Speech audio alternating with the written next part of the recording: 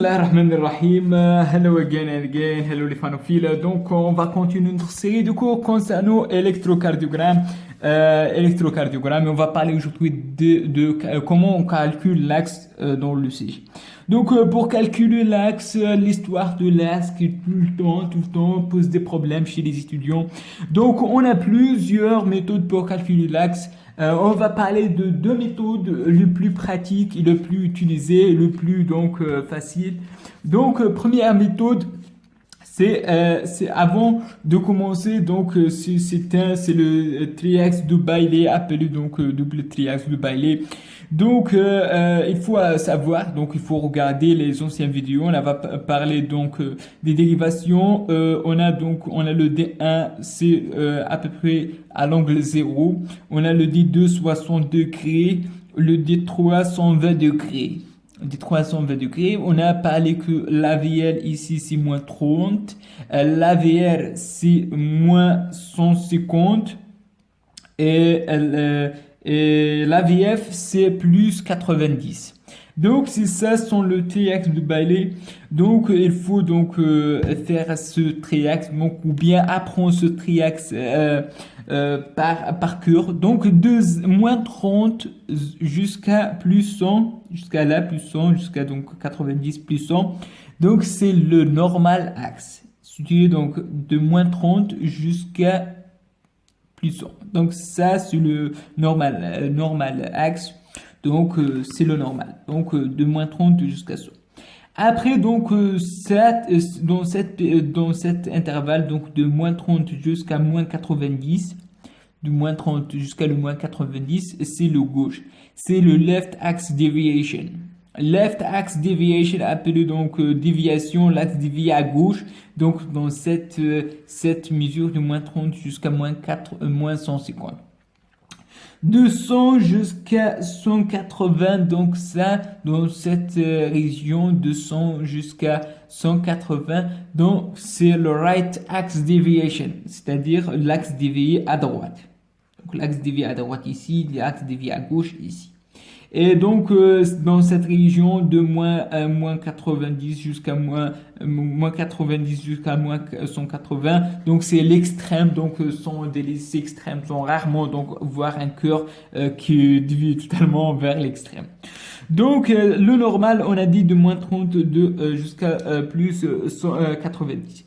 Donc la première méthode, c'est de voir ces deux dérivations, c'est-à-dire le D1 et le AVF. Donc, c'est une méthode d'inspection. C'est-à-dire, on voit l'axe de QRS, donc c'est l'axe de QRS, on voit le QRS en D1. C'est l'axe D1, elle est positive, donc on fait notre flèche positive ici. Après, on voit l'AVF, donc le D1, l'AVF. Si le AVF, donc il est positif, donc positif avec le positif va donner deux flèches comme ça. Donc l'axe va sûrement entre ces deux flèches, donc elle va se situer entre ces deux.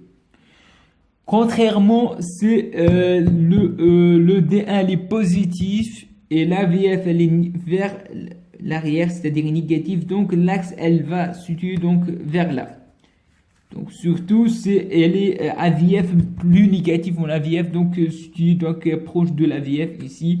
Donc ici l'axe ici c'est dans le left axe deviation. Le AVF elle est négatif.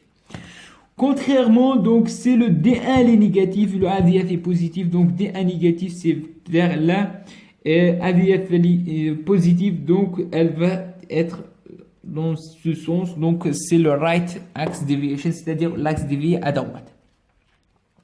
Donc c'est ça, on voit le D1, donc c'est D1 positif, AVF positif, donc les deux sont positifs, donc l'axe elle est entre ces deux. Donc c'est normal, donc c'est l'axe normal. Lorsque le D1 est positif, AVF elle est négative vers le haut, donc l'axe dévié vers la gauche. Donc le curve dévié vers la gauche. On a dit que D1 négatif et AVF positif, donc l'axe elle va dévier vers la droite, donc right axe deviation. Donc c'est la première méthode, c'est seulement regarder le D1 et le AVF. La deuxième méthode, qui est une méthode qui va permettre de calculer à peu près avec une petite précision l'axe, c'est la méthode de chercher la déviation isoélectrique. C'est quoi isoélectrique? C'est-à-dire c'est comme ça, cette diphasique, donc la déviation diphasique, diaphasique, je sais pas où, donc ici. Donc on cherche la diphasique, ici comme celle-là, diphasique, une QRS, une complexe QRS diphasique. Donc lorsqu'on cherche la diphasique, donc par exemple si on a la diphasique en D1 et non diphasique, donc diphasique va s'annuler, donc la positivité avec la négativité, lorsqu'elle est diphasique comme ça, donc elle s'annule. Donc il s'annule, donc l'axe va être perpendiculaire avec la déviation diphasique. Donc perpendiculaire, donc on cherche la perpendiculaire avec le D1 par exemple. C'est un exemple, on a le D1 par exemple diphasique, on a dans le ECG on a D1 diphasique. Donc elle s'annule le D1 et l'axe elle est perpendiculaire. Lorsqu'on voit la perpendiculaire avec le D1, donc c'est cette ligne perpendiculaire. Donc soit l'axe elle est en haut, soit elle est en bas. Donc on voit cette perpendiculaire, c'est l'AVF. Donc on voit en AVF. Si l'AVF elle est positive, donc l'axe elle est tend vers l'AVF, c'est-à-dire l'axe elle est en parallèle avec l'AVF. Si l'AVF est négative, donc elle est en haut, donc l'axe elle est déviée à gauche. C'est la même chose, si on a la diphasique on dit 2, on garde la perpendiculaire, donc diphasique on dit 2, on fait la perpendiculaire avec ce dit 2, la perpendiculaire donc soit elle est avec, si elle est positive donc avec le AVL, si elle est négative donc on contraire l'AVL, on a l'axe dévié à droite. La même chose pour par exemple la diphasique on dit 3, donc on fait la perpendiculaire à cette dit 3, donc c'est la AVR. Soit elle est, si elle est positive, donc elle marche AVR, si elle est négative, donc elle est en ici donc plus 30 degrés. Donc c'est ça, c'est elle est donc perpendiculaire, c'est la diphasique en AVR, donc on cherche la perpendiculaire et on fait donc la mesure. Il y a autre méthode, mais c'est la méthode donc si on a donc on cherche les deux big ondes R, c'est-à-dire si on a une onde R majeure en AVL et onde R majeure en AVF, AVR, donc l'axe elle est au milieu, donc c'est la résultante, donc elle est ici, donc l'axe ici, donc on fait, il est au milieu de deux big ondes. Donc on va faire donc c'est ça, on va faire l'exemple. On a parlé donc si je petit rappel. Donc première méthode, on voit seulement le D1 et l'AVF. C'est le D1 positif et l'AVF positif, donc l'axe elle est normale. C'est le D1 positif, l'AVF négatif, donc l'axe dévié à gauche. C'est le D1 elle est négatif et l'AVF positif, l'axe dévié à droite. Donc je vous montrer donc par là.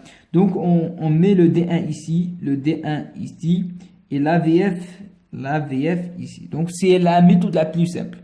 Si on a D1 positif et l'AVF positif, les deux positifs, donc ça, c'est normal. Normal. L'axe normal.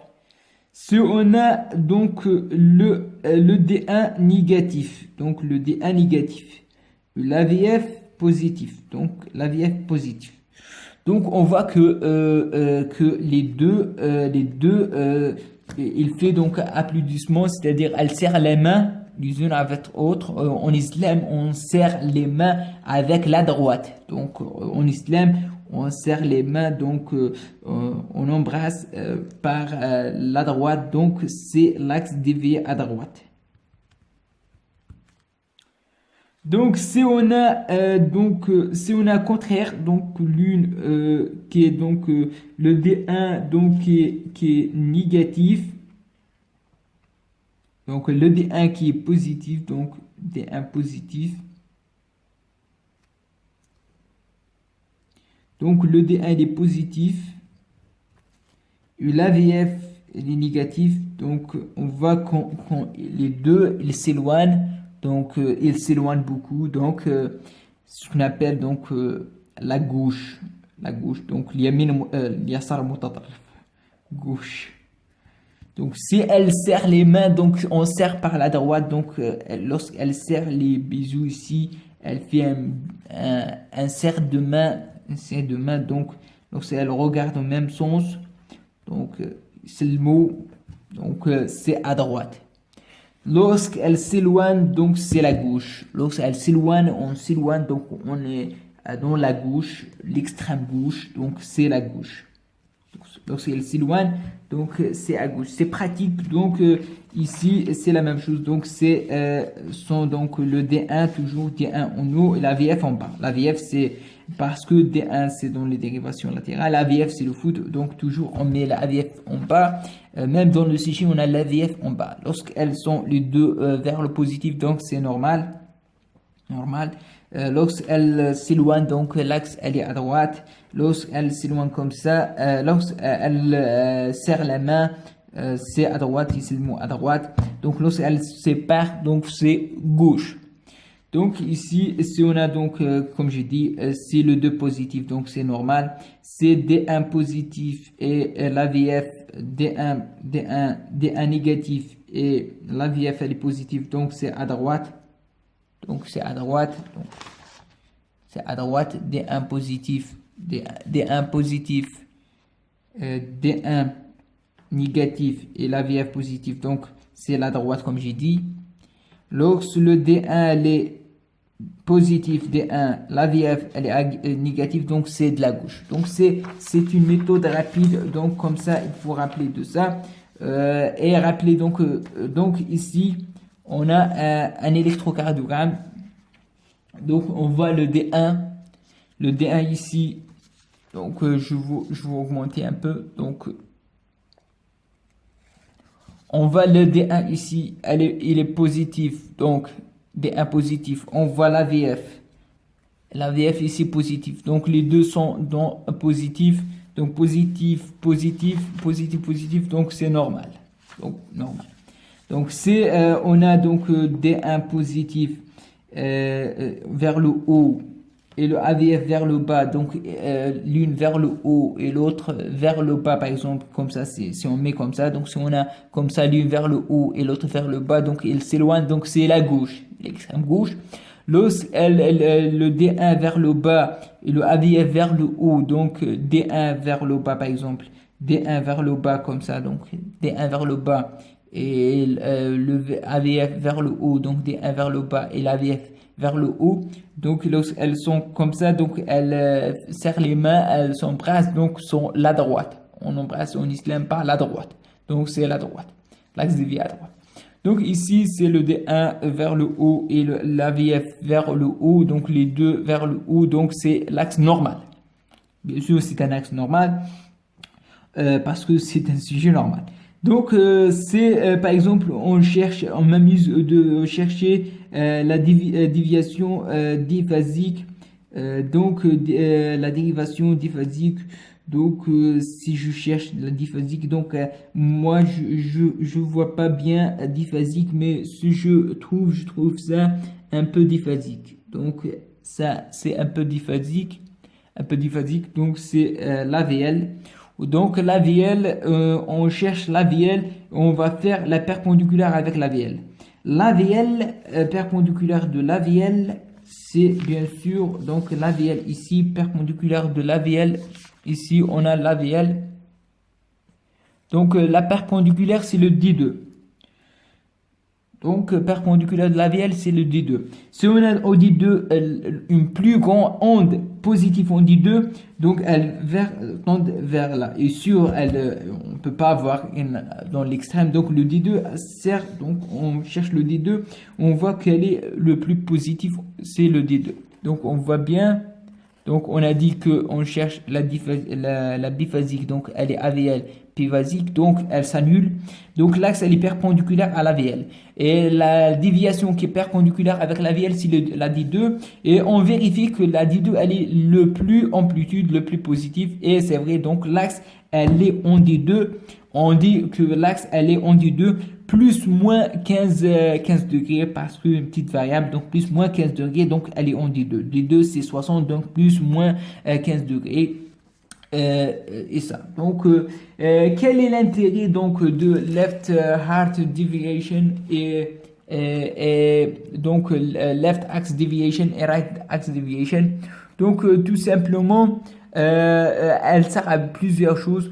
Donc, par exemple, le left axe déviation, on voit ça donc dans left ventriculaire hypertrophy, c'est-à-dire dans l'hypertrophie ventriculaire gauche. On voit ça dans l'infarctus inférieur. Donc, lorsqu'on a un infarctus inférieur, donc l'électricité elle passe toute vers la gauche. Donc, lorsqu'on a un infarctus dans le territoire inférieur, donc l'électricité marche vers la gauche. Donc, on a une déviation à gauche. Dans le left bundle branch brachial, donc dans le bloc de branche de gauche, on a donc l'électricité, elle va donc tendre vers la gauche. Dans le left antérieur, donc dans l'hémibloc antérieur gauche, donc on a l'axe dévié à gauche et dans des variations à la normale. Le right axe deviation, c'est-à-dire dans la déviation à gauche, l'axe dévié à gauche, on s'observe dans le latéral myocardial infarction, c'est-à-dire lorsqu'on a une infarction infarctus ici. Donc l'électricité, elle passe pas par là, donc toute l'électricité, elle passe par le ventricule droit. Donc on a une déviation à droite. Dans l'hypertrophie ventriculaire droit, donc on a l'électricité qui marche à droite. Dans le left postérieur hémibloc, donc dans l'hémibloc postérieur, donc on a l'axe dévié à droite. Donc pas de bloc de branche droit. Le bloc de branche droit, elle marche pas avec le déviation à droite. Le bloc de branche droit, lorsqu'on a une bloc de branche droit, donc l'électricité, elle marche vers le gauche, donc on a un axe dévié à gauche. Ou bien normal, l'axe reste normal, elle va pas donner donc une déviation lorsque le branche de branche droit, on n'a pas une déviation de l'axe. L'axe, généralement, il est normal dans le bloc de branche droit. Donc certaines variantes de la normale, c'est-à-dire personne longiligne, le cœur, donc elle peut dévier vers la droite. Le COPD, c'est-à-dire la BPCO, surtout chez les patients longilines, donc PPCO, elle va donner donc l'axe dévié à droite. L'ombilic pulmonaire va donc donner une activité au niveau du cœur droit, donc peut donner donc une right axe deviation. Donc c'est ça les étiologies. Les étiologies, parfois donc autres étiologies telles que le syndrome Wolff-Parkinson-White, autres troubles donc peut donner une déviation des axes, mais c'est ça le plus intérêt donc dans l'hypertrophie, donc l'hypertrophie et dans certains blocs de branches, dans certains donc infarctus du myocarde, donc qui peut donner donc une déviation de l'axe. Donc c'est ça les deux méthodes qu'on a dit ici, petit résumé. Donc c'est la D1 et la VF sont vers le haut, donc c'est le normal. Si ils ont embrassé, donc c'est à droite. Si elles s'éloignent, donc c'est à gauche. Et je vous remercie pour votre attention.